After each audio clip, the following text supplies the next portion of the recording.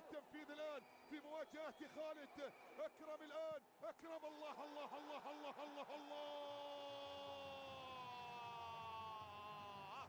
الافتتاحية للكريم ابن الكرام، ومن أكرم من عفيف، ومن أكرم من عفيف يأتي هدف المباراة الأول ومن علامة الجزاء ليعود مرة أخرى ويسجل في شباك خالد عيسى ويتقدم بنتيجة المواجهة. أول الأهداف يأتي عن طريق أكرم ومن علامة الجزاء في مواجهة خبرة خالد وسنين خالد وسنوات خالد ودولية. في الجهة اليسرى إماراتية، محاولة المرور والتقدم، يحيى داخل منطقة الجزاء، الله الله الله الله،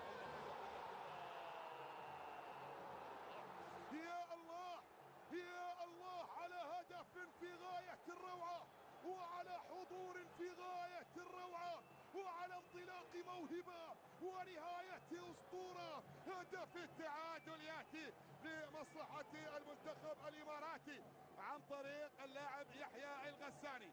يحيى الغساني يسجل ويعدل النتيجة 1-1 الآن. تعادل مستحق قياسا إلى أداء اللحظات الماضية. مرور بشكل في غاية الروعة من الجهة اليسرى، ونهاية جميلة جدا جميلة جدا في شباك مشعل. هدف التعادل الآن. هذه هي الكرة، هذه هي المحاولة. يحيى مر وتقدم وانطلق ودخل وأنهاها. أوهو.